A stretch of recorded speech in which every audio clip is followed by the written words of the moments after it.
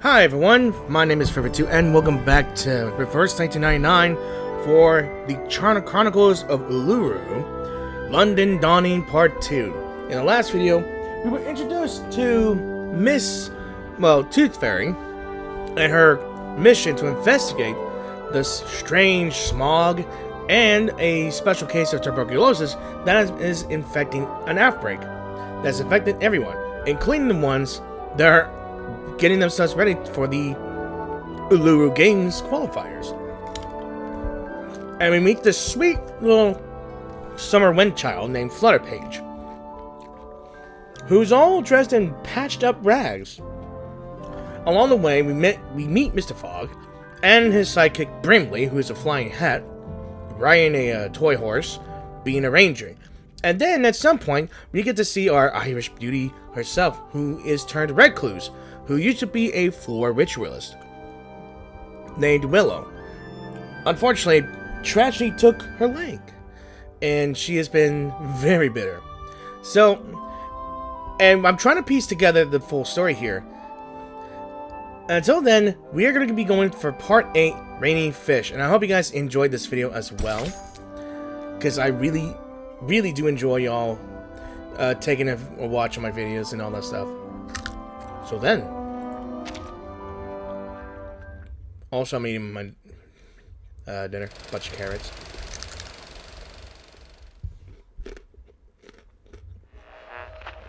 So, I dreamt of eating a marshmallow last night, but it tasted like rubber.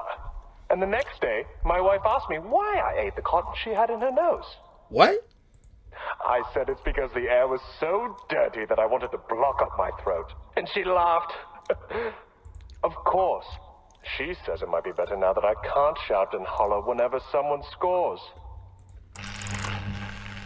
A burst of static fills the air as the radio's owner changes the station.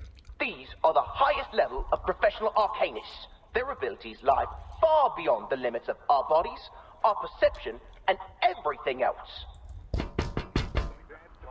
Arthur, mate, do you know what you're doing? Go on then. Be a little louder. May as well let everyone know a trusted servant of His Majesty's government and his talking hat are hiding out in a pile of litter.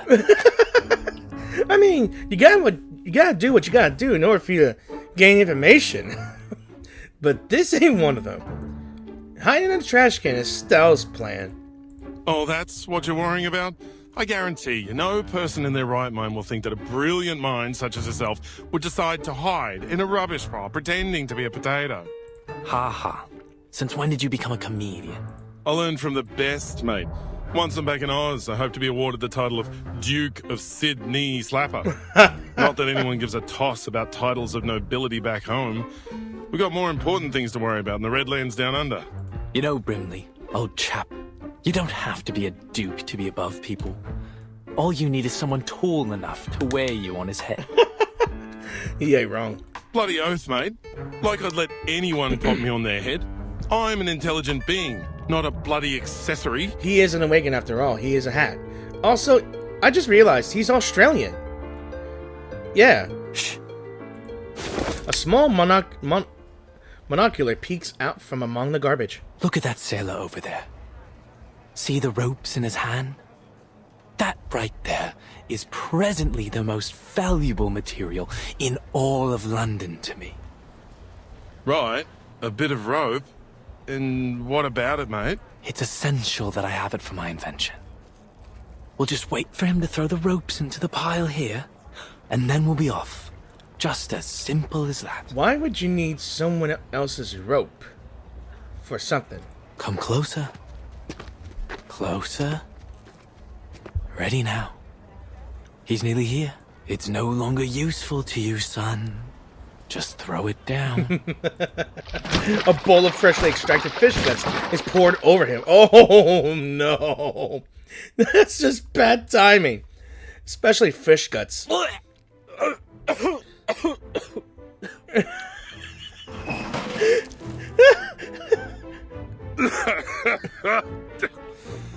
Mate, there's a lot of good that's come of being awakened. I treasure all the adventures we've shared. But I'll tell you right now, I wouldn't have awakened if I knew I'd end up in a rubbish bin covered in fish guts. Just a little mistake. Just a little mistake. I think that little mistake might be noticeable. What are all these for, exactly? Please, let me know. Mr. Fogg gestures for Brimley to come closer. Then, with a proud whoosh, he opens the large sack he's been filling over the last 3 days. These are my collections so far. A klaxon, a watering can, a fishbowl, and A chamber pot? Hiccups. Despite his lack of facial features, Mr. Fogg can sense Brimley's disdain. You've gone full bonkers, mate. You're the fog walker. Aren't you ashamed of hiding in rubbish, stealing old junk? He ain't wrong. it's not junk, old chap. Every piece here will be invaluable to our work. I mean, another man's trash is another man's treasure. Mr. Fogg's face hardens as he turns his gaze toward Brimley. Each one is a necessary component for my invention. What invention? Your invention? Exactly. For... Ahoy, sailor! You over there, please wait! Now you're just gonna resort to outright stealing it. Mr. Fogg's attention is clearly still fixed on the sailor. Would you mind terribly leaving us those old ropes you've got there? Good lord, he's bound for the sanitarium at this rate. So much work and so much stress. Oh boy.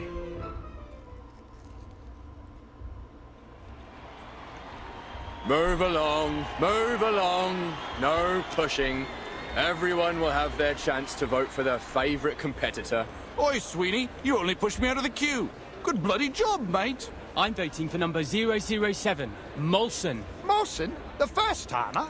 Not all your life, mate. I'm down for 005 Bartley. She's the top seed. The alley is full of stalls for the Uluru qualifiers.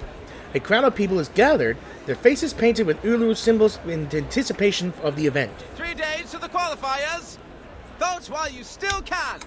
Sir? Oi! You over there with the black brolly.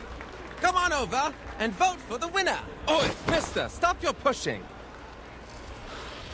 Oh, I'm terribly sorry. Sorry, mate, we're on patrol. Sir, we have a situation over there. Let's follow them. Now introducing the competitors for the Uluru London qualifiers. Bartley! Oi! Who pushed me? Ouch! Might just step, will ya? Look at this.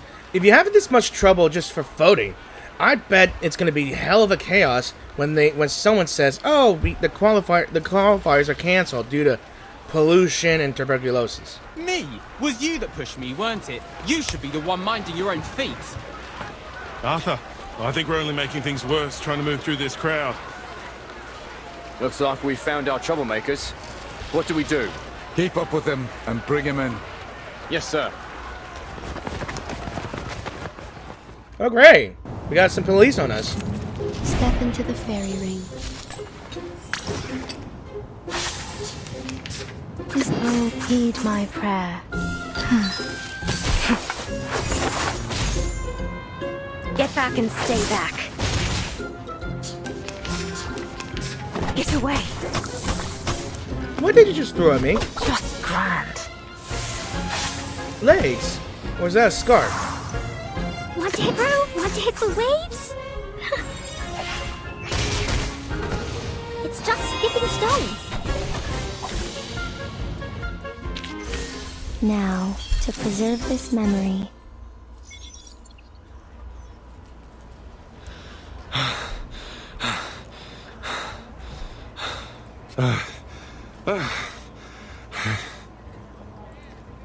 Arthur, next time, don't get me involved.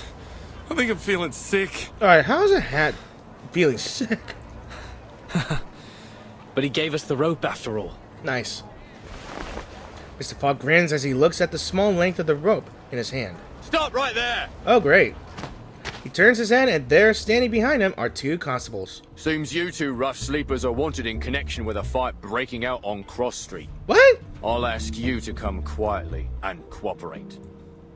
Mate, Say something. Oh no. Wonderful.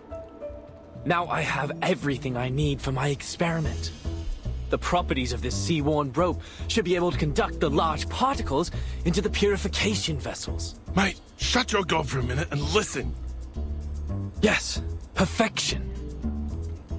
But how to measure and screen the size of the particles? We will need more sophisticated equipment. Huh? Why am I being handcuffed? Oh, he's too focused. Because you're being placed under arrest, sir. The moment the two constables draw near, they freeze in place. Wait a second. Their eyes widen. Mr. Fogg, is that you? Now you noticed? Bloody hell. Are you seriously telling me you recognize Fogg before me? How many talking hats do you know? Terribly sorry, gentlemen. I might not have recognized you through all this fog, were it not for that iconic umbrella of yours. Oh, naturally. Just as I've somehow failed to recognize the two ignoramuses that tried to handcuff a hat. The shorter constable gives a series of subtle eye signals to the other. We're sorry again, Mr. Fogwalker and Mr. Brimley. But we do need to ask you some questions.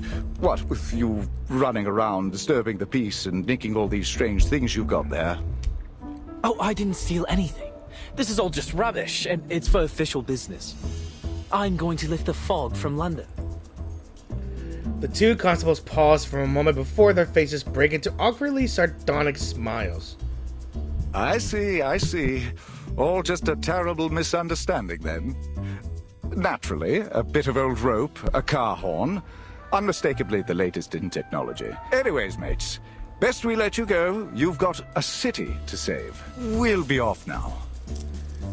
With the handcuffs removed, Brimley takes a moment to stretch. Glad that's over. I'm no fan of handcuffs, even if I don't have any hands. A little quiet, old chap. I'm just in the middle of a thought. How might I assemble it? I'm sorry, mister. But I just heard what happened. Huh? What? Neither one of them had noticed the little girl who had appeared before them. She looks only half as old as Flutterpage. Did you say lifting the fog, mister? Are you really going to get rid of the big, scary fog monster? Oh, ho, ho, ho. She blinks, her eyes bright and sparkling as she stares at Mr. Fogg like a little goldfish in a tank. Will that mean you can cure my mummy? And bring back the blue sky? Brimley glances at Mr. Fogg.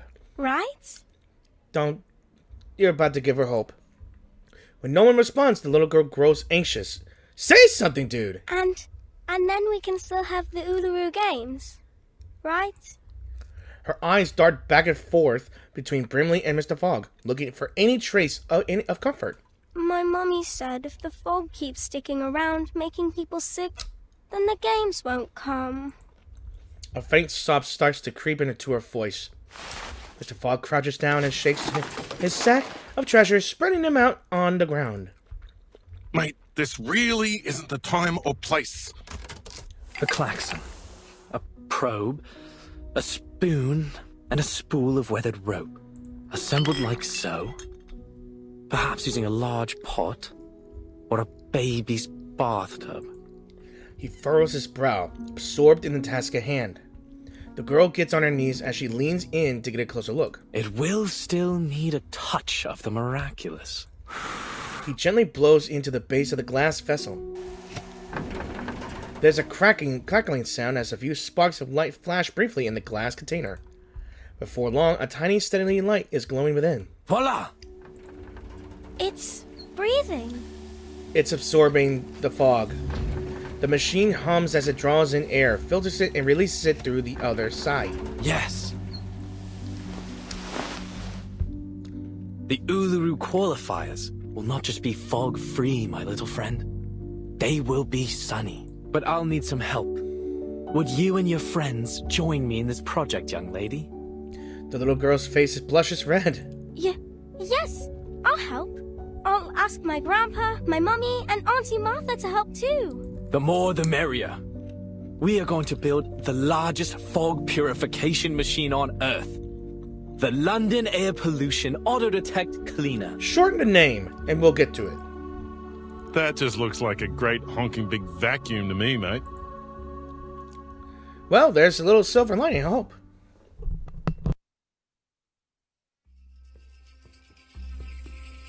And back to Willow's house. Sulis, Sulis, all life's offerings I bring, as sacrifice to you from the growing spring. The light will sprout within the world's egg lay. Your endless quest brings parents' joyful day. Parents' joyful day. Wait, is she joining the ritual? What are you, a parrot? After hanging in the upside-down pose of a ribbon dance for an hour, Willow finally decides to break the silence. Fine. Keep on then. Annoy an old woman to death if you like. Another bad mood, eh, Miss Willow? This one's your worst this week. I counted it up. Every 32 hours, steady as a clock. You start scolding me, scolding the plants, the ants, even flowers. I thought we'd agreed. No more peeking round my house without permission. Yeah, but you didn't kick me out. Did you? Oh. And you gave me some rye bread and lemon jam. Don't quite know why you keep trying to act the big meanie, Miss Willow. I know you're a softie now, deep down. The ribbon suspending Willow finally gives away, sending her quickly to the ground. Oh no. She hits the floor with a heavy thud. Miss Willow! Oh boy. Ouch! Oh, it hurts. Are you practicing the qualifiers? Shh, it's her again. A distant voice reaches her. The corner of Willow's mouth twitches. Hello again, Miss Swan. A blonde woman stands on the other side of the garden's fence, her face half covered by the curled stems of a carnivorous plant. Carnivorous.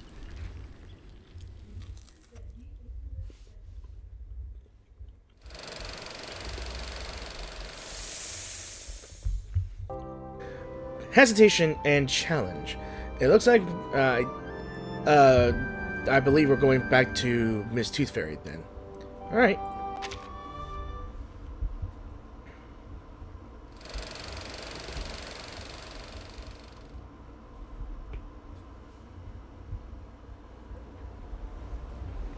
Be careful. Now you can spit it out. Right. Falmouth plunges into a bucket. Tooth Fairy doesn't spare it a second thought. That's the 5th one today. I added a bit of powder into the candy to loosen up their phlegm. It should help them breathe a little easier. Thank you so much, Doctor. We really had no idea what to do with this new variant of tuberculosis. You and the Foundation have been a real asset to us. You're welcome. This is a matter of vital health for all of us. I'm very glad to see the treatment is proving effective, and I hope that our clinical experience here might contribute to solving this fog curse as well. All I'm hoping for is for this mess to end soon, so we can go watch the games together. Really? So the staff here are fans of the Uluru games as well? Not just the staff. Everyone here loves a bit of sport. We're always listening to the broadcasts over the radio down in the ward. It's all quite motivating. Sometimes we even get the patients out onto the commons to practice. Something about the coming of a big sporting event always brings people together. That's all very good to hear. But actually, it was this poster that grabbed my attention. She points to the small poster pinned beside the bed. The picture is faded. It's too difficult to make out the face of this athlete. That's her. Gorgeous, isn't she? May I ask who she is? She happens to be this patient's favorite competitor of all time. Really? She collected all of her posters and clippings. She even keeps a few photos of her as a bookmark, and in her purse. Her favorite ritualist. So that's an old poster, huh? That's Willow. Looks like you haven't had a proper guest in ages. Have you forgotten how to make a cup of tea? You like to presume, don't you? So why are you here then? Just to enjoy the sound of a door slamming in your face? Oh, how terrible of me for wanting to visit an old friend. So then, Miss Bartley, you came all the way down from Yorkshire just to gawk at an old rival? I should feel lucky, should I? Truth is, I don't care to chatter about with you. Not now, not ever. So you can just turn around and march yourself home. Flutterpage, back to business. After glancing at Caroline, Willow turns and gives Flutterpage a look. But Flutterpage is too busy staring at Caroline, her face vacant. Why'd you send her away like that? She just wants to practice with you. She likes you. Focus on your stopwatch. On the count of 3. No time to waste. She's still there. She's none of our concern. And you ain't seen each other in a long time. Bet she misses you a lot. For Pete's sake, Buzzy. No one does something like that just out of the goodness of their own heart. She has her reasons. Flutterpage obediently closes her mouth, but can't help herself but from giving Caroline a reluctant glance. Charlotte, you know she's right. I have missed you. I want to see you. But if you really want to know the reason, I want to challenge you again. The question is, do you? Ooh. Sport rivalries, huh? Do you know her? Charlotte O'Hagan. Oh, right.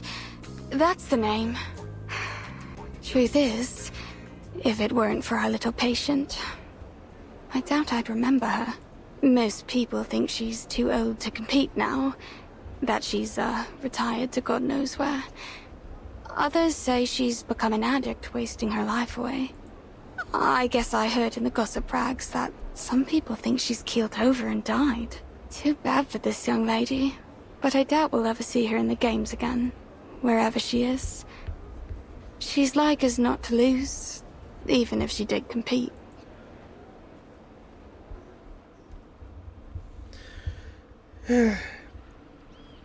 You just want to announce to the world you've beat me, eh? Think that'll be a fair challenge, do ya? I mean, I think she was really good at her abilities here. But ever since she got her leg got taken off by some tragedy, I guess she developed this bitter depression. And she thinks that everyone's going to be better at her since she got no right leg, even with the prosthetic. She's lost her touch, apparently. And she developed this, I guess, I can't really say self-pity, but I would say more self-esteem. A little self-hurt. And even though that Caroline is really like a rival / friend, who would rather just challenge her out of the goodness of good sportsmanship, she's saying that you're just here to mock me. You're here to make fun of me for having lose a leg or something. And at that moment, I guess, people are starting to forget her because she was out of the game, maybe. Or that tragedy was heard of the news. I don't know, to be honest. Perhaps you ought to find someone a little more your speed. Someone who's still in one piece. Again, Miss Bartley. Please turn around. I haven't any sort of tea you'd like. I can't tell if she's exhausted, sad. It's just like no emotion. You have changed, haven't you, Charlotte? What the? After a brief moment of surprise, Charlotte throws a ribbon at Willow. The ribbon lashes fiercely, grazing the side of Willow's body before shooting past her.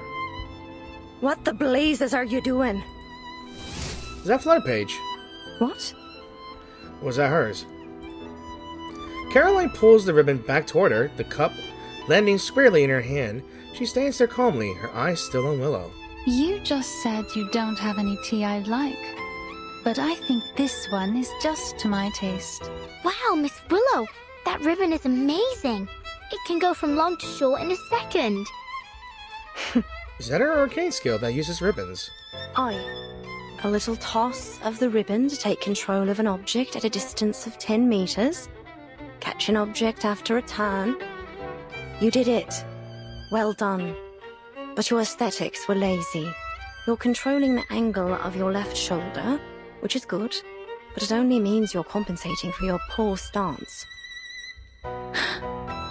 She still got it. What then? Are you expecting me to say thank you? No need. Thank yourself for all that hard practice you must have done over all those years. You're almost good enough now. Almost. Keep the cup. Let's go back to our timing, Flutterpage. All right. Goodbye, Miss Swan. Aww. For a moment, Caroline stands there motionlessly, cup in hand. Then she gradually lowers her eyes, places the cup on the fence post, and turns to walk away. She has barely walked a few steps when Willow's voice reaches her from behind. Not loud, but clear. Oh, by the by, the ribbon technique you just did. I know you learnt it from me. From my performance at the Beltane exhibition match. Am I right? Mouse. The tone of her voice makes it almost impossible to simply walk away. Excuse me? Each and every move, you copied it from my routine, right down to the ribbon. What? Okay, now she's showing a little blush. Miss Swan, your face is all red, like my daddy's face when he reads a funny joke in his punch books. Yeah. Me? Learnt from you? You were taunting me right in front of my face, with my own routine. The very innovator that made it. I suppose it was just an attempt to win my approval, was it? You really think that, don't you? But I'm afraid you're not different than when we last competed, Caroline. Aye, you're diligent. But you were never graceful enough. That's what holds you back from glory in the floor ritual. Your aesthetic sensibility, it's all you've ever needed. But you still don't have it, do you now? You won't make any real progress reusing my old routines. Not unless you find your own way to express your pneuma and your own signature. Shame and regret slowly creep across Caroline's face as she struggles to contain her anger. Then it bursts forth. You really are full of yourself, aren't you, Charlotte? Do you know how many titles I've won at the international tournaments? The Desert Floor Ritual Open, the Aurora Cup World Championship, and many others. Let alone Uluru itself. The name Caroline Bartley has long surpassed yours. I am the uncontested top seed in these games. The records of my skills, my own skills, are in the training manuals for new witches. I'm sure. Do you even know anything about the state of the competition these days? The rules and scoring systems are entirely different and higher in every way. The limits you once broke through are now considered standard for beginners. Ha! But indeed, I learnt it all from you. Face it, you've been left behind. You're no longer the model of perfection. You're just a shooting star that shined too briefly but eventually fell away. I am the rising sun. My name will be eternal in this sport, long after yours is forgotten. And there it is, the arrogance. The ego, I think. Maybe. And she doesn't care. Willow smiles, her back turned to Caroline. So be it. Go on. Be the glorious sun, and leave this fading star alone. Caroline stands in shock as a couple of doves take flight, leaving behind a few drifting feathers. Didn't get to read that whole thing. Aunt Martha! Lisa, you're back. We were just talking about you. About me? What about me? About your dream and your favorite competitor. Oh. Oh, you mean Charlotte O'Hagan? Yes, we... Yeah? That's That's great! But Mr. Fogg needs us for a project. He says we can still have the games if we all work together. Then maybe everyone will be able to attend the qualifiers. Maybe even Charlotte O'Hagan. A project? What sort of project? The girl's cries draw the attention of everyone in the hospital, creating a buzz of confusion. Give me a break. What are they planning to do this time? Another useless build that won't pass the House of Lords? Sorry for interrupting. Did I hear you mention Mr. Fogg? Yes, Mr. Fogg. He said he's making something that will lift all the fog from London. It's his great invention. With everyone's help, we can build a huge machine. But he says we'll need lots and lots of things, such as, pistons for the mechanic lung, and... Calm, steady footsteps grow nearer, and a large hand tussles the little girl's hair. I'll take it over from here. Thank you, Lisa. Mr. Fogg! Mr. Fogg?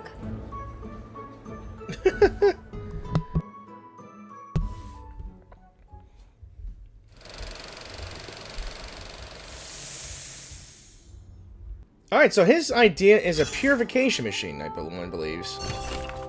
Okay, so be bygone days, an age to like a newspaper. Alright, so this is about a prodigy, Charlotte O'Hagan. Let's see. Is there any... Yeah, there's only one. In a stunning performance at the Uluru Games Floor Ritual event, 11-year-old Charlotte O'Hagan claimed the gold medal with her original move, the Geranium Dance? This victory not only crowded her this year's champion, crowned, but also broke a 2-century-old record, making her the youngest winner in the event's documented history, with the previous record being set in 1802 by green-fingered Anna, who was 13 at the time. The O'Hagan lineage is steeped in the traditions of ritualistic arcane skills. Charlotte's great-grandfather, Douglas O'Hagan, who famously once entered the hidden stone gate at the Giant's Causeway, and authored the arcanist text The Gate of All Gates, Rituals of Unlocking and Summoning. Her grandmother, Elizabeth Baker O'Hagan, earned a bronze medal in the same floor ritual event back in 1866. So she shared her thoughts. Okay, just a little news about her. On to the Dusk of a Pearl.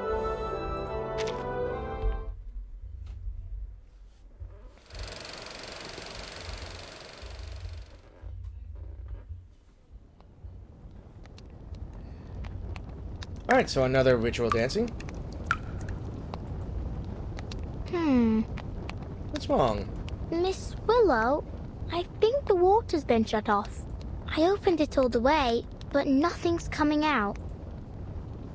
Flutterpage tilts her head as she brings it in close and sticks her little finger into the faucet, feeling only a few drips of water.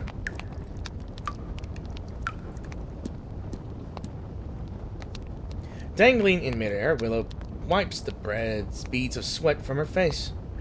Go to the water resource office and ask the staff what's going on. If they're not there, they're probably at the gin barrel. I know you want me to leave, but how are you going to track the time and score without me? A conundrum. With a heart that's pure and a body lean, to the hunt I go through forest green. Her wand unexpectedly slips from her left hand and plummets to the floor. Back. Pick it up and keep going, Charlotte. The movement's correct.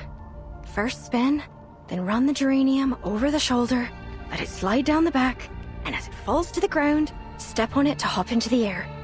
Then, Sulis, Sulis, all life's offerings I bring as sacrifice to you from the growing spring. Ugh, this is all wrong. She halts, wrinkling her brow.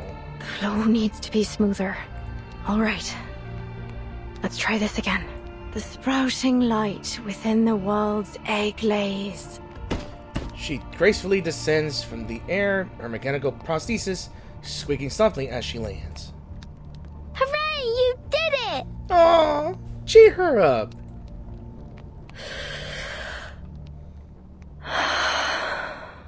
This element requires a 720-degree turn. I haven't even made it to 600. Oh. Once more from the beginning. Again, with the dripping water. Your endless quest brings parents joyful days.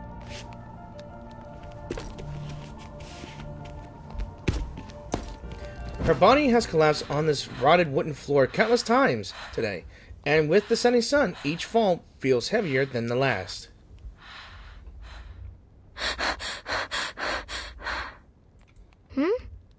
How about this time? I did it. Wow. Look how gorgeous she is again. Yo. You did what? She completed the dance. I completed the element. Good. I did it. For how long she practiced for, though? Blimey! Blimey, indeed. I'm happy. If she's happy. So you mean you did that move you've always talked about? A 2.5 turn with free leg backwards and upwards. Wand throw and catch. Does that mean you can complete the ritual too? Yes. Willow examines the geranium in her hand. The tender pink leaves quietly, resting in her palm. Not a single petal has fallen or been harmed in any way. All right. That's enough for today. I'm glad. It's supper time.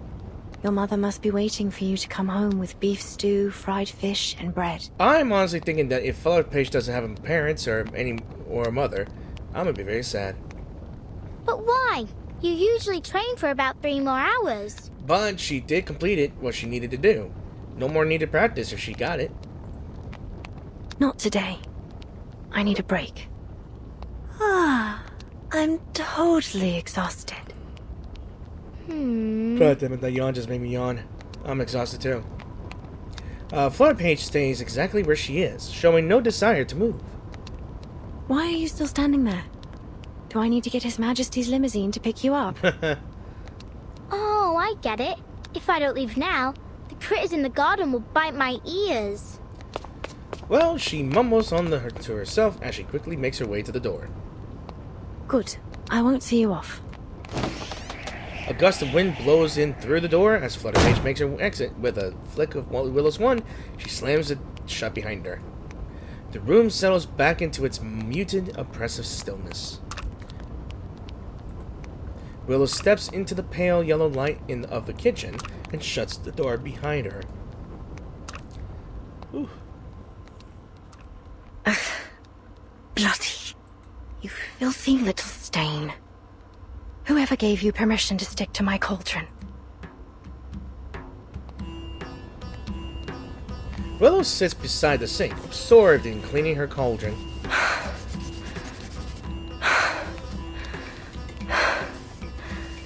Look at me. I have a whole sink of dishes that haven't been washed. And here I am, fighting a little stain on a cauldron. And when the water's just shut off too. I mean, how long have you had those dishes for in the sink? For how long, though? Wow. I did ask Buzzy to visit the Water Resource Office. Hopefully it didn't slip her mind. Pretty much. If she even knows how to use it. I'm pretty sure she may forget. Never mind. I can clean it off without water. How, though? I also forgot that I have enough resources to fully upgrade her insight, so she can be a little stronger. All right, let's deepen that.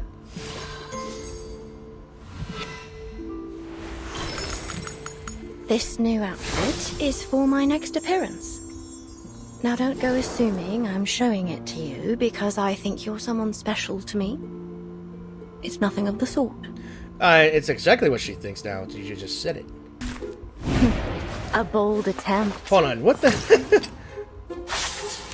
Are we literally fighting her cauldron? Really? Let me take a look at you. You're a goo on the loose. And useless goo. Yeah, we're fighting stains. Literally. Which will heed my prayer. A little surprise. Your punishment will come. Luke will foresee your rending. Ew. Look what you grow. Gather round. Come on in, water's fine. Sway, sway, my little boat. Get away. Want to hit the waves, Screw? Want to hit the waves? It's just skipping stones. Now, to preserve this memory. I do enjoy the fighting music here. She's still struggling, ain't she? Got it. It's off. You stubborn little thing. Everyone loathes you.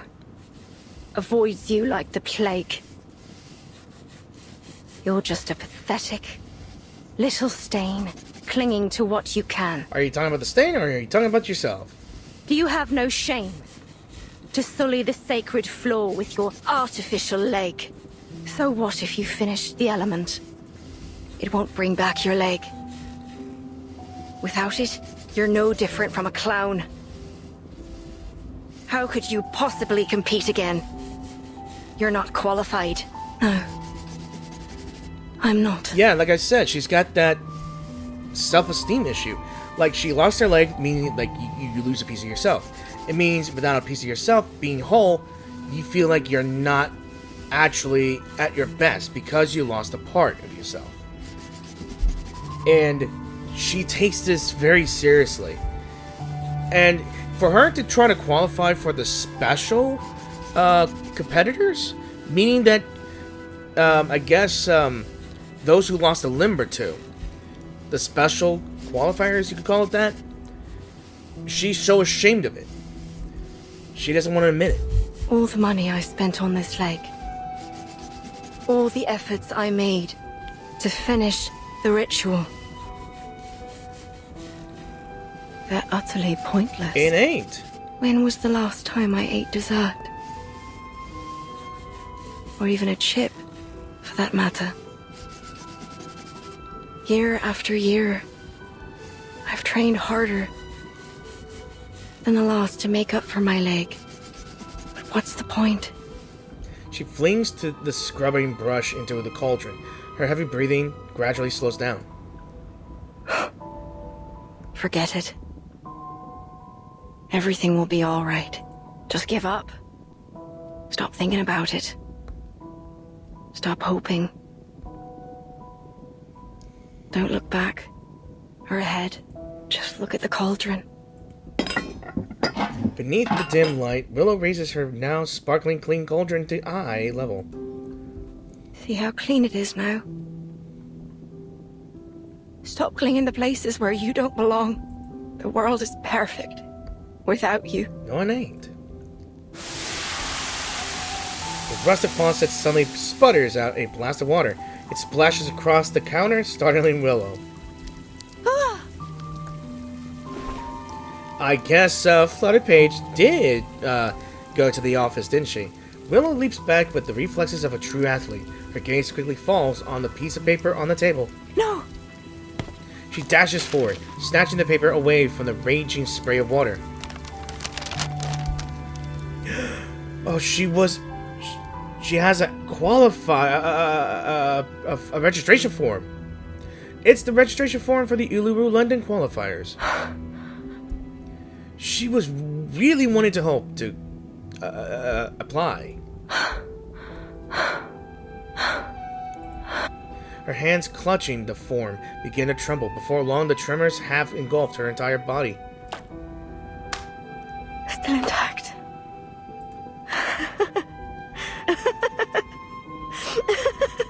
Jeez. Don't crumble it. Still intact. And it's fading too. Wow. She really wants to compete.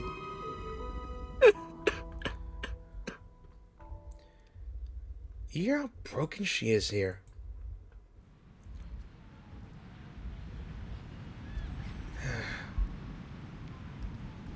Caroline stands at the center of the sports field in her training gear, feeling the fiery pulse of the ground beneath her feet.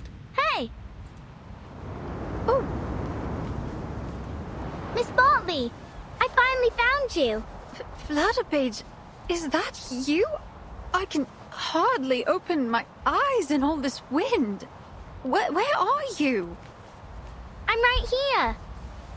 The wind subsides as Flutterpage makes a hurried landing, nearly losing her balance. You've been looking for me, have you? How did you find me? I knew where you were staying in London, but you wasn't there when I arrived. Then, the landlady Erica told me to try the training field. Looks like she was right. She was. I've been training here every day. You know, to settle in before the event. Good luck then. Actually, I've come here to deliver a very important and urgent letter to you. Here. A letter of challenge? The bold, crooked letters scrawled across the top proudly proclaiming the letter's importance. I, Liberty Grove, on behalf of Charlotte O'Hagan, hereby challenge Caroline Bartley to see who will become the champion of the floor ritual in the Uluru Games. Who is Liberty Grove? No matter if you're a seeded player, a champion, or the son you say you are, Charlotte O'Hagan, the only floor ritualist to master the 2.5 turn with free leg backwards and upwards, 1 throw and catch, will defeat you and win first place in the London qualifiers. What? You mean... What is going on? I have no idea. Really, I have no idea. So, clang, clang. I think this might be a boss fight or something, so... Right. The relentless toil for all for the sake of their eyes, whatever that means.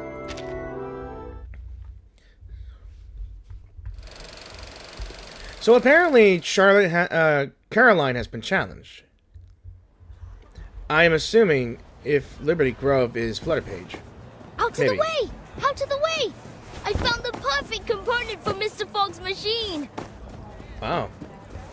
The boy darts through the bustling alley, slipping between the hats and the smog, and landing him on the crowd at the corner of the square. The machine, about half the size of a person, is at the center of everyone's attention. Crowd members whisper to each other in excited tones. This allows us to analyze the composition of the atmosphere. He lifts his head above the crowd, his voice cutting through the chatter. If the color of the filter paper meets that of the pollution standard, it will determine that the air is polluted and start working automatically. Let me show you. Heads turn as the crowd stares intently at the measuring tool in Mr. Fogg's hand. Excuse me! Oi! Mr. Fogg, look! I found a glass stopper! It's the one you were looking for, right? Stopper in hand, Freddy eagerly pushes through the crowd toward Mr. Fogg. Oh, you found it. Yes, that's exactly what I need. He gratefully takes the stopper. Your attention, please. This glass stopper is one of the core components of this machine, which can harness the power of the sun to purify the air. Of course, this is only one component of many. Are you done talking? We've given you everything you need. Where's our purification machine? Quite right! We need to see the purification machine. Discontent and suspicion start to surface among the crowd. No need to worry, folks. Believe me, there is no one who wants this purification machine to work more than I. So, I've been doing some experiments. Arthur! Maid! Here! Mr. Fogg looks across the crowd, his eyes bright with intent, prompting the crowd to part a path along the line of his gaze. Grimly, Tooth Fairy, and 3 dockworkers appear at the end of the path. They're hauling a cart carrying a heavy machine. Forgive me for not helping move it. I'm afraid I'm handless and horseless. I can't do a thing. What the bloody hell is that? Some kind of mechanical freak? Not to worry, Brimley. Now, folks, take a look at this. Thanks to your generous donations, my experiments on smog removal have finally come to fruition. Introducing the London Air Pollution auto-detecting Purifier Mark II. A high-power, multifunctional air-cleaning machine. The current model can only operate for 3 hours at a time. But I'll continue to improve its performance before the qualifiers begin. It's estimated to last a whole day by then. Wonderful! Simply wonderful! It looks like a pair of mechanical lungs. A cheer erupts from the crowd. No more smog standing in our way! Goodness. I can't remember the last time I saw the sun and breathed fresh air. I feel as though I've been rotting. Amidst the raucous celebration, Brimley takes a moment to glance at both Tooth Fairy and who's standing silently off the one side. It's an honor to see that sweet smile of yours, doll. I think I'm inspired somehow. I've always felt like a bit of an outsider in London, but this festive atmosphere makes me feel a sense of belonging. I totally understand. Though I awakened in London, my true home is the land down under, thousands of miles from here. In some ways, I'm an immigrant. This sense of belonging is a treasure.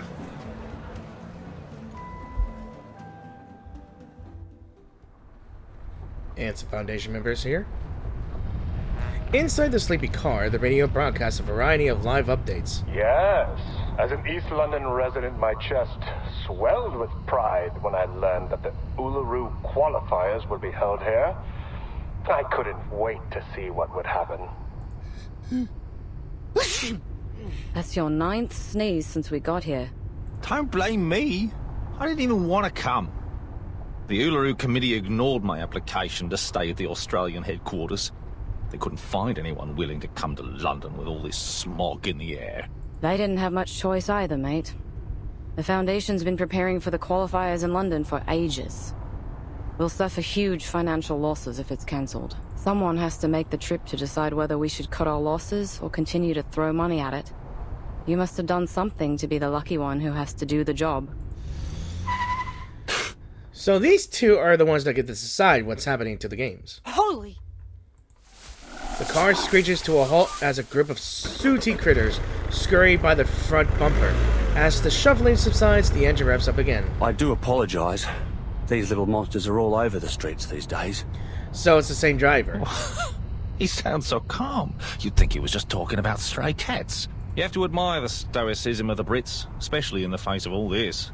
Honestly, this environment's totally unsuitable for any kind of outdoor activity. The Foundation member says nothing, quietly jotting something down in a notebook. Hey, what are you doing? Making note of the crash that almost happened. These records will be used to decide if the qualifiers should be cancelled. Someone has to be the doer, since we already have a whiner on the team, eh? She got your ass. With a sidelong glance at the scenery beyond the window, the man under the mask exhales softly. Look at all the decorations and posters. So much preparation for an event that won't even be held. I'm surprised they even want to hold the qualifiers, given the situation. A gentle silence fills the air. Its clarity as soft as and blurred as the yellowish smog outside. Anyway, let's make it quick and get this job over with. Let me see. We need 2 things. Evidence that proves the environment isn't suitable for holding the qualifiers, and the profiles of all the participating athletes. Then we can go home. Next, the changes made to Cross Street. Let's see what the local community has done to prepare for the upcoming event. The driver reaches a trembling hand to the radio and quietly turns on the volume knob to its minimum. Oh wow, they're not even going to know this. On the busy street, a crowd gathers around Mr. Fogg and his purification machine. After some further iteration, its performance has greatly improved. Beside the device, the sign originally reading London Air Pollution Auto Detecting Purifier Mark II now reads Mach 3, thanks to a single additional brushstroke. 3, 2, 1, start! He pushes the red button on the machine. The contraption, pieced together from household goods, has a glass container housing a solid metal mechanical lung purifier, comes to life with a deep rumble. Bit by bit, the yellow smog hanging in the air is inhaled by its gaping vent. You can see it's clearing a bit. Eyes wide with wonder, the people watch as the world around them gradually turns clearer. Wow! Look, Dad! Are those clouds in the sky? They're so white and fluffy. Yes, so fresh. I've never felt anything like it. Hey, I can even see Keaton's store 50 yards from here. Hello! See, Keaton's waving back! A wave of joy ripples through the crowd as they erupt into excited conversation. Tooth Fairy watches Mr. Fogg. He's staring upward. There is no celebration from him, only a quiet contemplation. The first week is for planning, the second for execution, and the last for delivery and paperwork. Looks like you've completed the tasks as scheduled. Are you relieved? Mr. Fogg stands there, still staring at the blue sky above. Miss Tooth Fairy. The sun is so golden and warm. Don't mind him. He's all over the place after working non-stop for the last few weeks. He's just trying to say he's happy, that's all. What about you? How do you feel? Me? The ranger's soul inside me has always wanted to gallop beneath the blazing sun. Yahoo! Yeah. Brimley charges forward, gliding merrily above the heads of those around him. Tooth Fairy watches them with a gentle smile, then something catches the corner of her eye. A critter? No. Is that the black fog? What's it doing here? Guided by the traces of arcane energy, she takes a few steps over to the corner. A faint shadowy haze momentarily clouds her vision, vanishing just as suddenly as it came. I thought the black fog was a result of the increased density of regular smog in the air, but it seems I was wrong. Mr. Fogg's machine has cleaned up the smog around us, but the black fog's still here, and it's getting thicker. How curious, at least now. Without the smog covering its trail, I can sense its movements more clearly.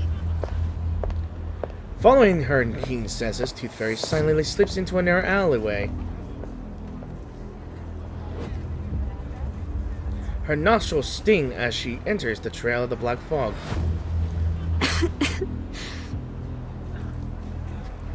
Doing her best to wave it off with her hand, she continues to follow the trail of the enigmatic presence. Something tiny and black seems to shudder in a corner deep within the alley. What's that? It's a critter. The black creature springs into motion, vanishing from her sight in the blink of an eye. Huh? Now it doesn't feel like this time to focus on that little dark lump. The smog's back. The smog rolls back in, but this time it has taken on a thick, blackened quality, and it's accompanied by a handful of unexpected intruders. I did hear that these little things tend to gather in the quiet alleys of Cross Street. Perhaps they'd like a visit from the Tooth Fairies. Wow. She really wants to use those Tooth Fairies, huh? Is this a new route? Alright, look at this. Okay. The Black Fog Trail looks like a box. Yeah, it's wearing that box. Yeah. To the world heed my prayer. This'll help. But what is it? Be gone.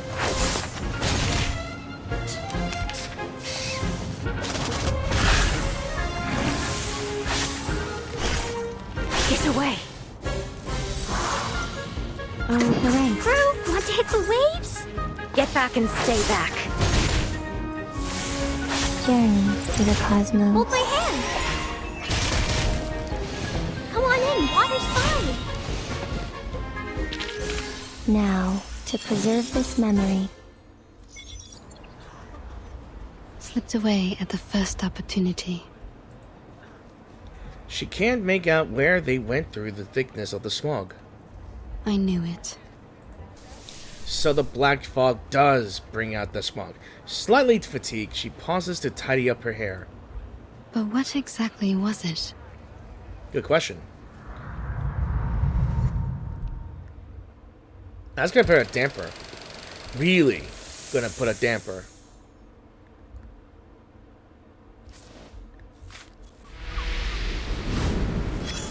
Alright, we got another one of these. So, research along in the name of London, current Fallwalker has put forth a great effort.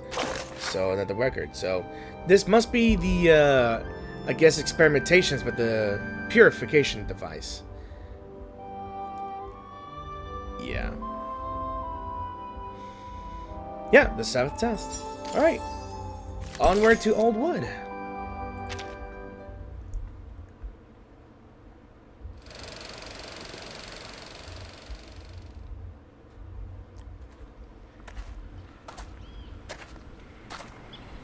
But what is it, though? Knock, knock. Which would make the world a better place? Art or a heart of gold? Neither. The little knocker-up of Flutterpage will. Aw. Flutterpage knocks on Willow's back door, but she receives no answer. Where's Miss Willow? She should be warming up by now. She walks a short loop around the perimeter of the house. Where's she gone? Miss Willow? Miss Willow! Silence. Knock, knock. Don't jump to conclusions. Mr. Wind will tell you the truth. A gust of wind picks Flutterpage up, raising her high in the air. Raising her eye high in the air. She sways as she glides in through the open window. I'm about to yawn. Knock, knock. I'll open all the windows and doors, and all the treasure chests too. Miss Willow? Miss Willow? Miss Willow? What are you doing over there? In a dark corner, Willow stands silently before a peculiar object. She senses Flutterpage, but doesn't turn her head. You're early. Why am I not surprised? You're about as patient as a dog waiting for his dinner. I thought you'd start practicing as soon as you woke up. What you doing in this corner? Willow softly rests her hand upon the item before her. Come take a look at this. I wonder if it still works. What the hell is that? The peculiar item sits still. What a strange thing. What is it? It's the sort of instrument called the didgeridoo. Come give it a try. First, put your hand on it like this. A didgeridoo? Now, it kind of reminds me of a didgeridoo, but she ain't Australian. But what the hell it's supposed to be? Flutterpage, and imitating Willow, lays her hand on the didgeridoo. Okay. Then what? I'll teach you how to play it. I just yawned. You don't want to get on my bad side, kid. Wait, do I really have to do this in order? Imagine the note you want to play and tell it to the didgeridoo. Okay. Fa. No. Use your arcane skill. Not to use your words, but to harmonize with it. Observe it. Comprehend it. And then you can control it. Do I have to manually... What?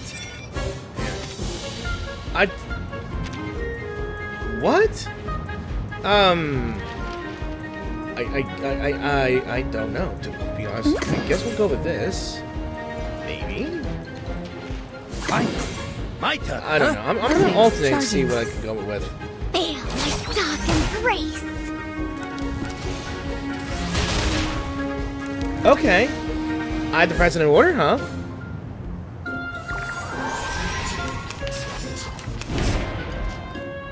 Ooh.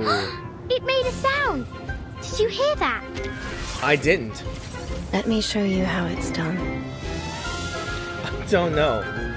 Do I have to... Okay. Maybe? I never get tired of kind of. My turn, huh? Maybe? I never get tired of this Target one. confirmed.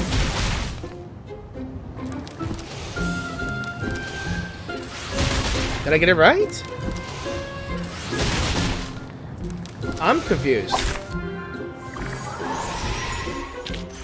I Finally, it's just you and me, Master. Okay. Do-do-do-do. Okay. It's Okay. beautiful. Like raindrops pattering on tree leaves. I didn't know I was supposed to be fighting instruments, but I had Coco so confused. Willow gently puts Flutterpage's hand aside before resting her own hand on it again. Why has it gone quiet all of a sudden? It's broken. What? I didn't break it. Did I? Oh, don't. No. It's been broken for a long time. Well, judging by the look of it, it must be old. It's got mildew all over. This instrument is crucial to every floor ritualist. You see, we're not just dancers, but music makers, using our arcane skills to play the didgeridoo while we dance. Yet another challenge. Don't worry, Miss Willow. I know broken things ain't always easy to fix, but we can start with the easy part. Why don't we wipe off the dust first? Flutterpage picks up the loose piece of paper and moves to wipe the dust from the didgeridoo. Huh? Is this Wait, did she pick up her application form? the athlete registration form for the qualifiers? Oh.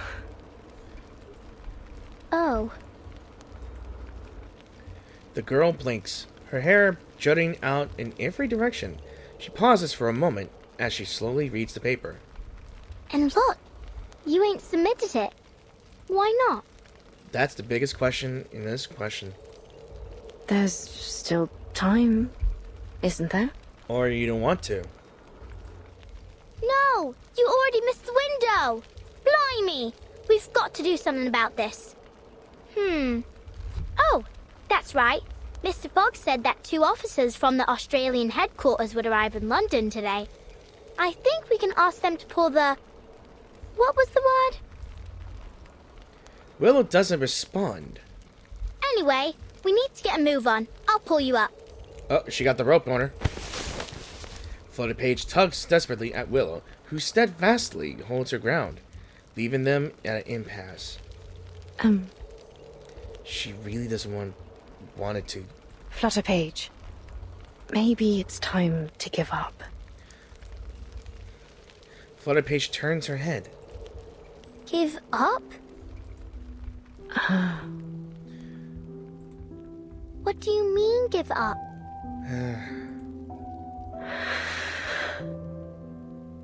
It's really hard, you know? I don't understand. Ain't this the Uluru games we've been talking about for ages?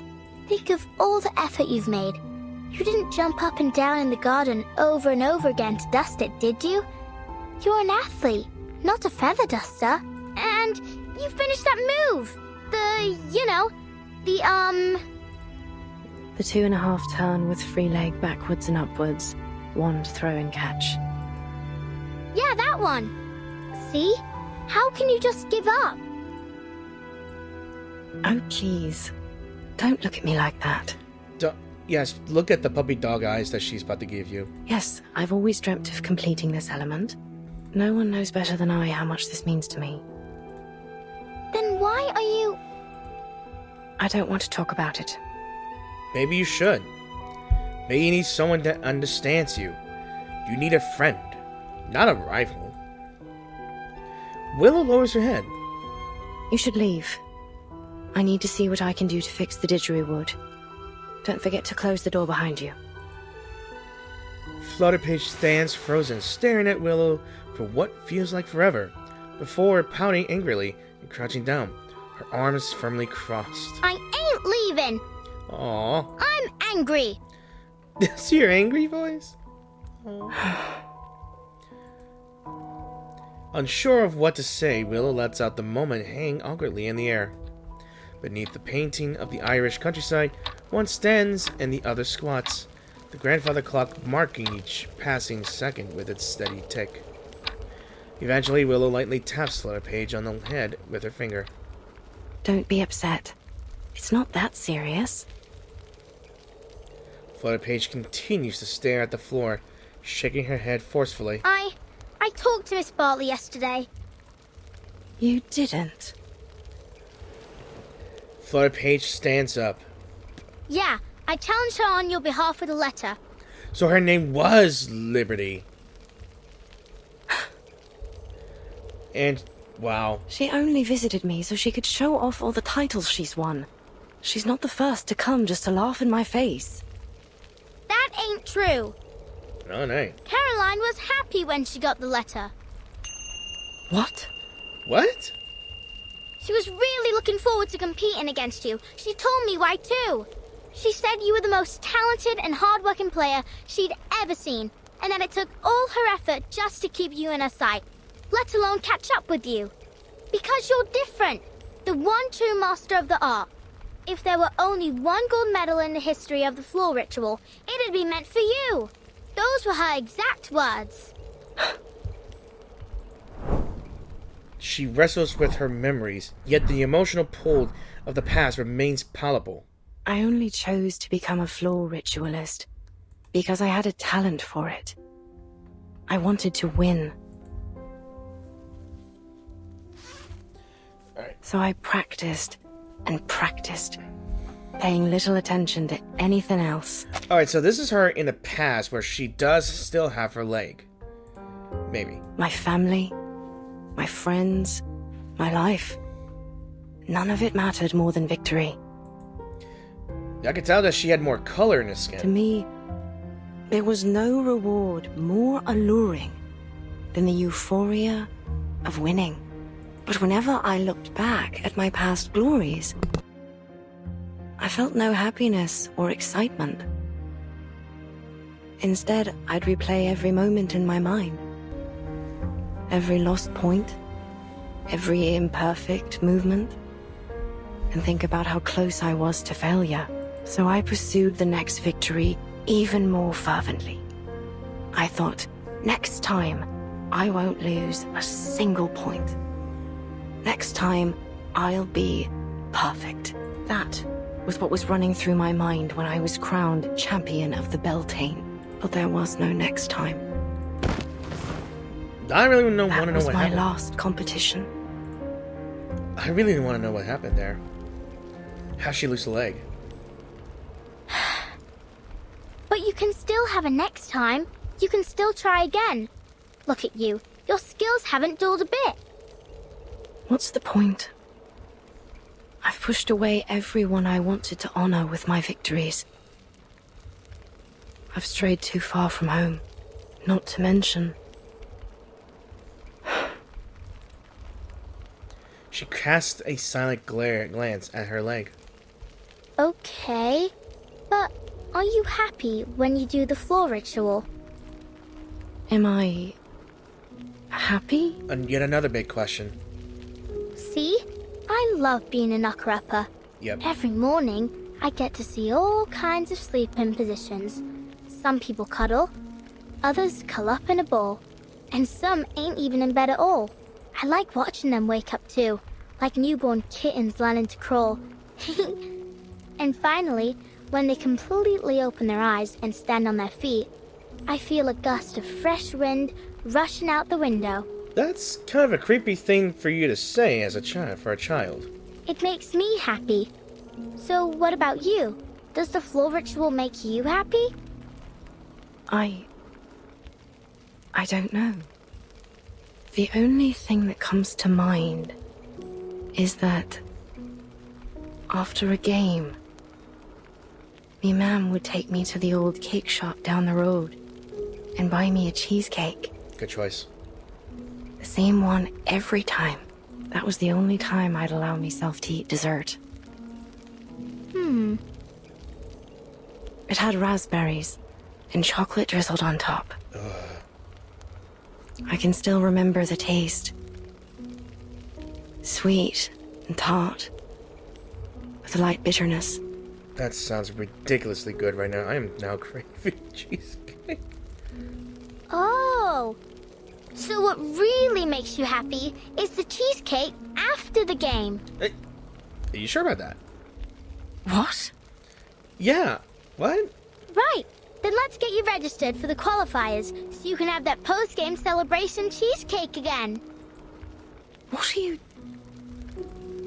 Let's go talk to Mr. Fogg. I'm sure he can find a way to get you into the qualifiers. And if your leg's causing you trouble or anything, Miss Tooth Fairy can help you out. She is a doctor from the Foundation, after all. Wait.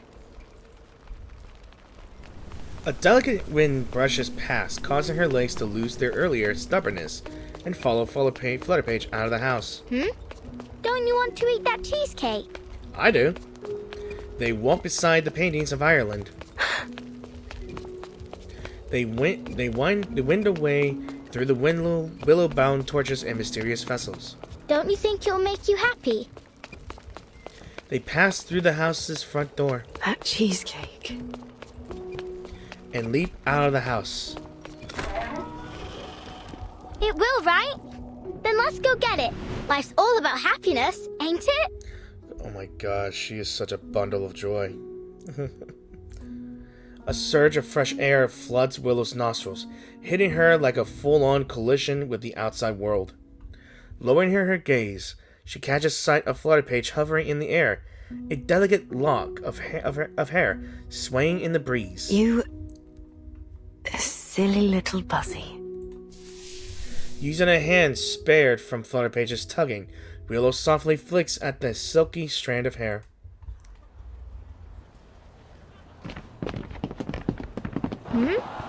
Why is everyone leaving the stadium? I think there's been an attack. Flutterpage is still tugging Willow in the direction of the venue, but there seem to be more and more despondent people going in the other direction. Oi, where are you all going? Home. Home? Why? Mr. Fogg's holding the ribbon cutting ceremony for his machine in the stadium.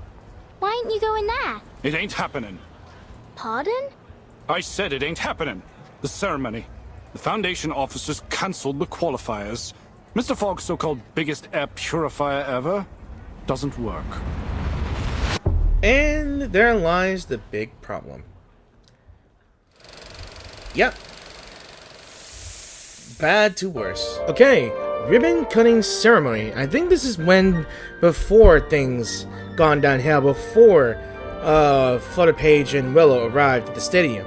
So the crowd waited, and then it began with a single spark. I'm guessing it might have been sabotage, maybe, but who knows?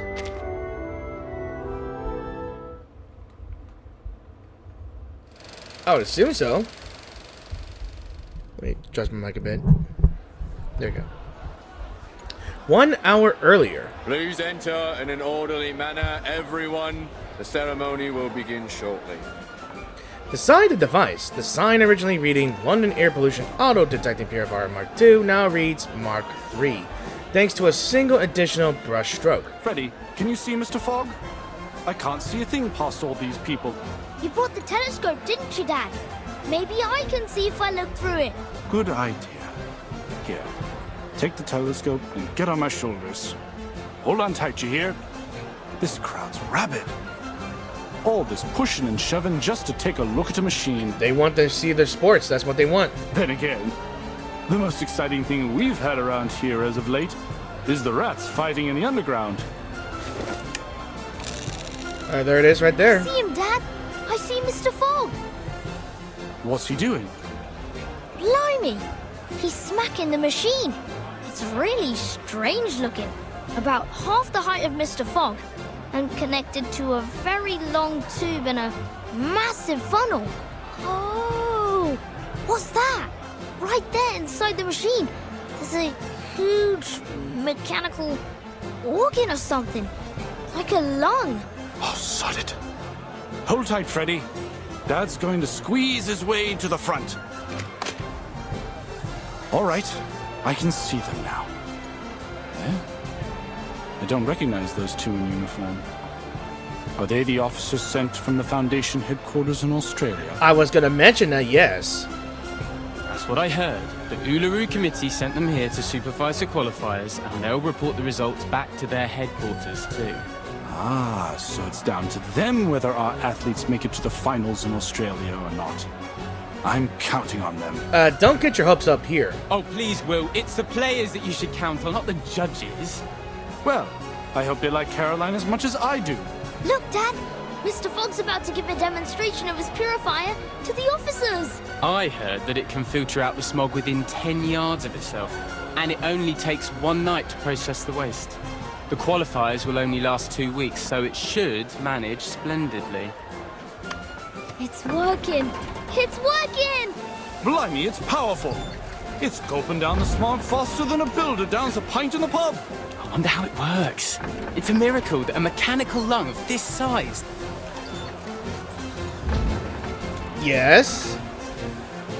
Anything else? Blimey, it's powerful. It's gulping down the smog. Can purify so much air without letting out any waste. Yeah, let me see. Oh, wait. This... Okay, never mind. The smog's getting thinner. I can see more clearly now. Look, it's even purifying the smog all the way out there. I dare say the ivy on my balcony will be enjoying fresh air within the hour. I think the black fog might have got into this thing. Mr. Fogg's smiling, Dad! Ain't that great? It is. We ain't seen him smile for ages. The hat looks happy too! It's dancing! Oh look, it's Brimley without the coat. Is he doing that Australian Ranger dance again? Look at the expression on those Foundation officers' faces. I really can't see the expression because their face is covered. They don't look happy or mad. Is something wrong? Whoa! What's going on? The machine's shaking like hell. Okay. What's that sound? Some kind of alarm? Oh, Christ! Cover your ears, Freddy. That howling will make you deaf. What in the bloody hell is going on? I want to know too. I really want to know. I guess it's the black fog. It's gotta be those freaking coal bunkers or whatever the hell it is. Alright, how do I fully restore this thing? Oh, I call upon you. Wait a minute. In return for your tooth. Wait a minute, wait a minute. Stay back. In the name of darkness.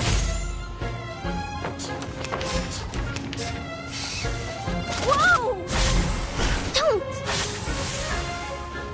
Whoa! Get away. Wait, does that say 16 reinforcement enemies?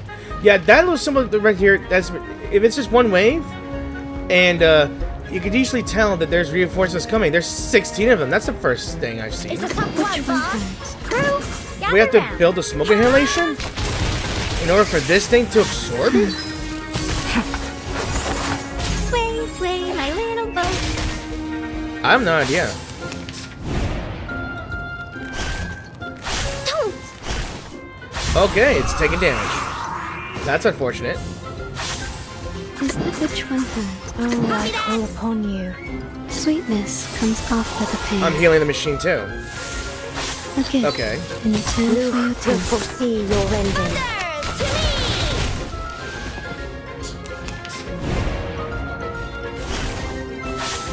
Whoa! Stop hitting my machine. Alright, it's that blue bar filled up. And it took them all out. I found a tooth. Perhaps it's a gift for the Okay. That Eureka was working. And it exploded. Dad? My ears. Freddy, are you all right? And I'm fine. It's the machine. It blew up. I wonder what went wrong. What? First, the pipe blew open. Then its glass belly shattered, and the mechanical lung rolled out from inside. It's vomiting up black blood. There's no way. And Mr. Fogg. What happened to him? He's coughing and coughing. I can't see nothing. Freddy? 3.5 minutes. Well, I guess neither one of us won that bet. It didn't even last half as long as I predicted. And you're just betting. Don't be cruel, Gregory. We didn't come all this way just to laugh at these poor people. But they did do even worse than predicted. That's a fact, isn't it? And it proves that the London Climate Management Agency is nothing but a joke. Listen, Gregory, I know you must be exhausted from the long journey and your constant sneezing, but you can't say that to their faces. Let's just do our job and give them the news. What news? She flips through the athlete roster in her hand. We have to tell them. That the games are cancelled? She verifies the list, ensuring that all the names of the Arcanus athletes are accounted for. When she's done, she lightly pats Mr. Fogg on the shoulder. Mr. Fogg? Mr. Fogg? Mr. Fogg turns his head, his eyes vacant. It seems he hasn't yet got over the shock of this series of events. Please move aside. I need to use the microphone. Mr. Fogg slowly steps aside. Wow. Oi, miss. What are you... He quickly realizes the impropriety of his obstruction, tips his brim, and floats gently in the air. Ladies and gentlemen, thank you all for coming to the ceremony today. We greatly appreciate your hospitality, and it heartens us to see you thriving despite the difficulties caused by the smog. However, it is clear to us that the London Air Pollution Auto-Detecting Purifier Mark III is not able to fulfill its duty. That's because I think someone sabotaged it. I'm not sure. Or is it the Black Fog? Maybe. I don't know. Barring an effective solution, the smog shrouding London will do irreversible damage to both the athletes and the general populace if they stay outdoors for too long. In light of this, and after much consideration, the Uluru International Committee has decided to cancel the London qualifiers for the Uluru Games. We will announce arrangements for the affected players once internal discussions are over. Behind her cold mask, the woman methodically scans the crowd. The previous vacuous energy of the crowd has been replaced by a uniform disappointment. Thank you all for your hard work. Yeah, there's gonna be hell. Oh no. What? Not the No, don't you dare cry, Flutterpage. Are you saying that the London qualifiers have been cancelled? It is. Guys, look at this. That is a face of a child you would not try to sadden or disappoint or give her any news that makes her cry, because that is literally going to haunt me every time if I hear any bad news to have to tell a child. I'm afraid so. I wasn't there, but Mr. Brimley told me what happened in the stadium. Mr. Fogg has locked himself in his office. He's refusing to speak to anyone. It seems there's nothing we can do about it. And Willow was just there. Willow pulls her hand away from Flutterpage's and gives her a solemn look. Without a word, she turns and leaves.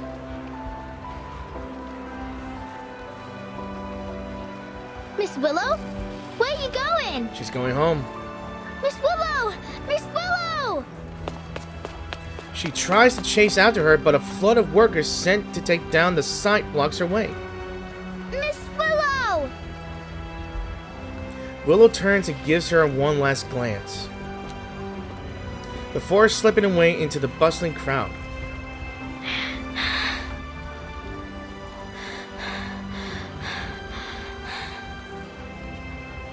Flutterpage lifts her head, her eyes meeting Tooth Fairy's. Miss Tooth Fairy. Oh, don't you dare cry. Why? Why? It's just life. Things happen for a reason. Or if things don't happen without explanation. Who knows, right? Well, this just sends me either way, and let's see what this looks like here. So the Foundation's note slips in more notebooks, so let's read what we have. It's hard to say which is more miserable, the pea soup in the air or the pea pudding on my table. I didn't finish today's report concerning Mr. Fogwalker. He wasn't in his office, and I only happened upon him while wandering the streets at dinner time. Trying to find someone in the fog is the worst game of hide-and-seek imaginable. Fogwalker is piecing together a device he claims to be some sort of smog filtration machine. I hope he doesn't truly believe he can handle all this on his own. Almost had my leg smashed in by a car. An Uluru leaflet dived on my face, and with the Foundation uniform on, I couldn't get across about it and tear the thing up. So, let's see. Yeah, it is inevitable that the qualifiers will be cancelled. Turning dropped on the paperwork. So strange. Everything here contradicts what we've managed to preserve in our records. But so what? Why couldn't it have just been recording errors, bad recording practices, and outright falsified data that were passed on to us? Meanwhile, I'm choking on coal dust that is falling as heavy as snow, and I'm putting up with a colleague who keeps getting lost in the fog. Stellar job. So this is probably the female committee member taking notes, making notes. Maybe. Yeah. Waste, it was all a waste. I suppose things could have been so much worse. Yeah. Definitely. Alright, let's go one more to suit in the petri dish. Yeah. I'm guessing in this part, this might be some hope, maybe. I'm not sure. If it says, thus salvation is attained, I'm not sure. Let's see.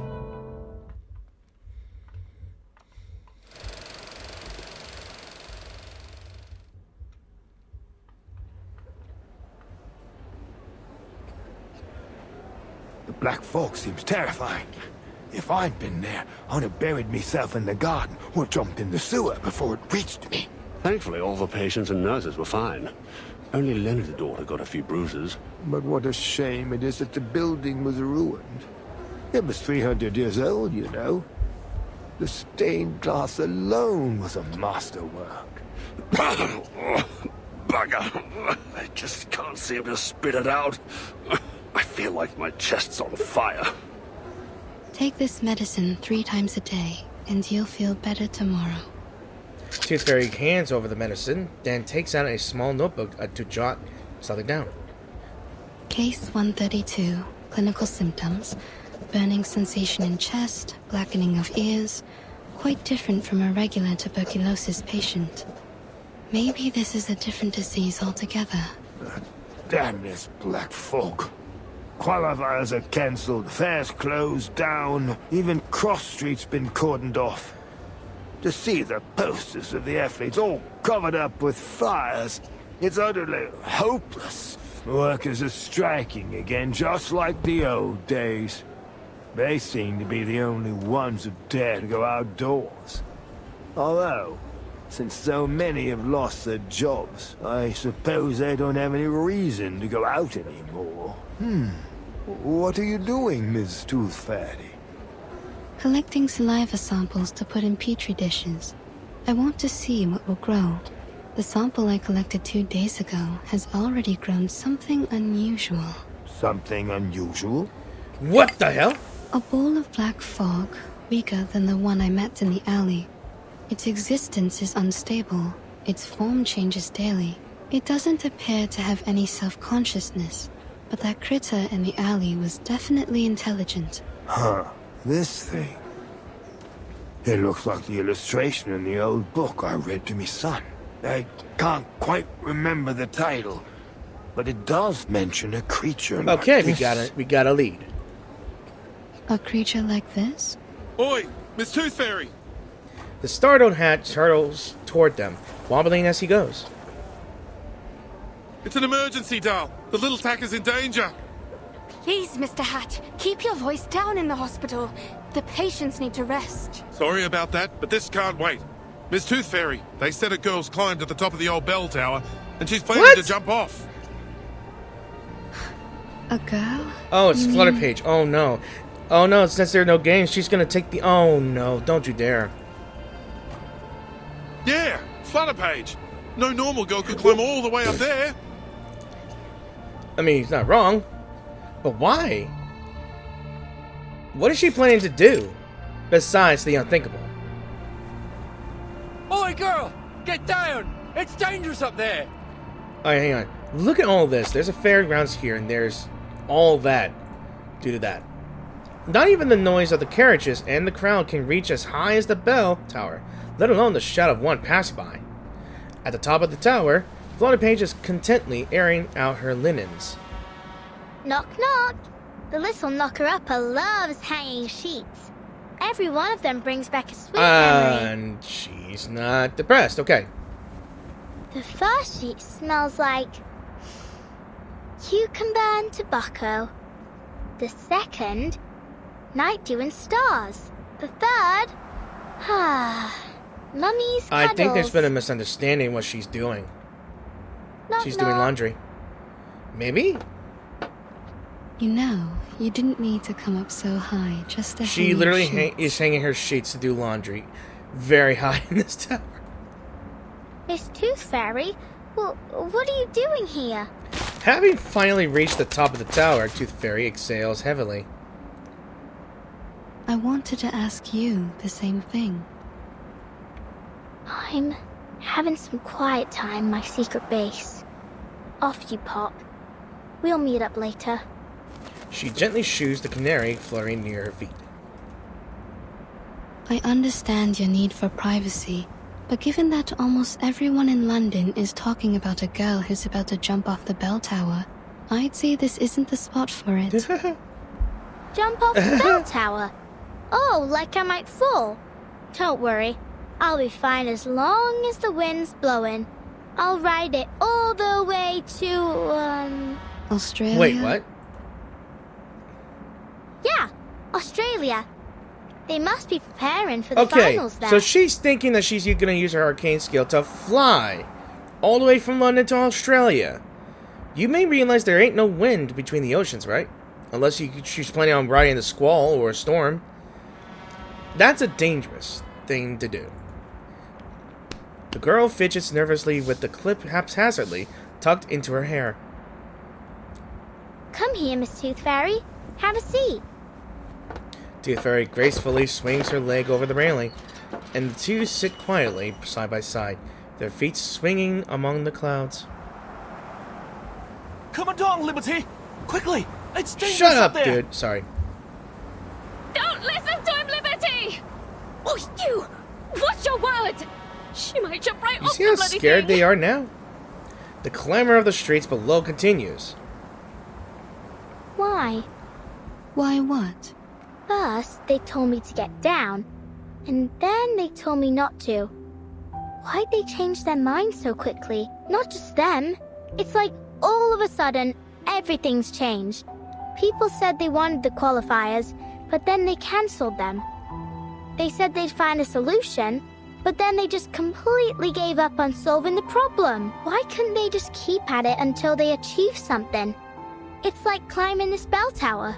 You've got to push through and keep going until you reach the top. Otherwise, you'll never get to enjoy the view. Maybe they... After a quick moment of reflection, Tooth Fairy shakes her head. Well, I don't know. Miss Tooth Fairy, I think I did No, you something didn't. wrong.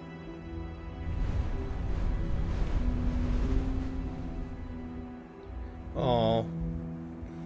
I can cut my own hair, cook my own meals, and do my own laundry. No one taught me. I just figured it out myself. Aww. I used to think the world was like the fish tank I had at home. No matter how many questions I had, the answers were all inside, just like the fish swimming in there. I was patient too.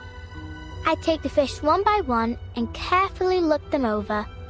And I wouldn't stop until I checked every scale. Yep, every single one.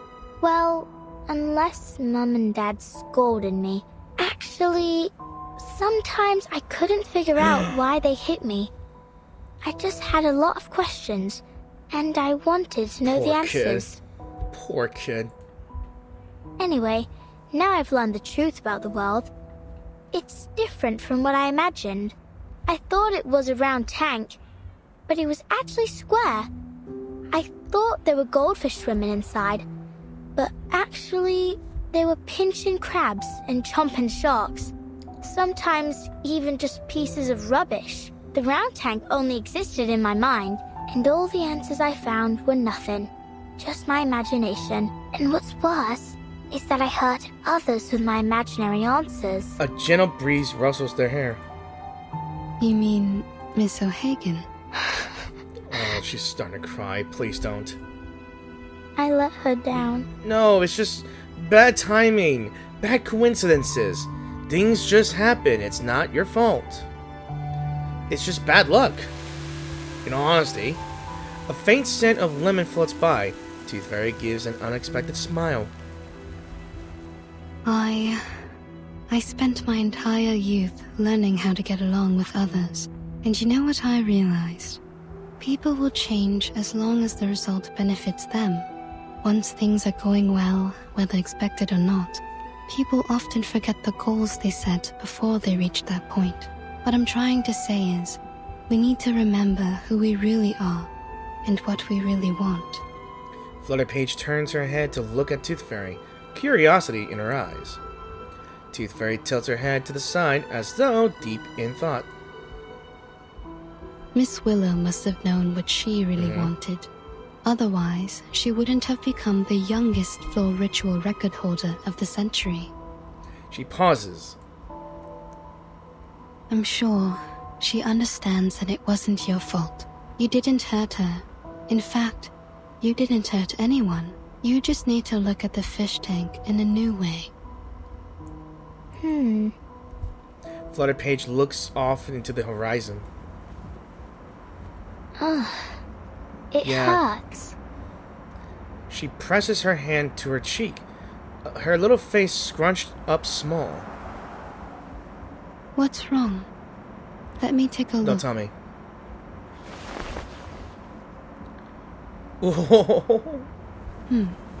You're losing Oh, she just took the tooth. chance to grab that tooth, huh?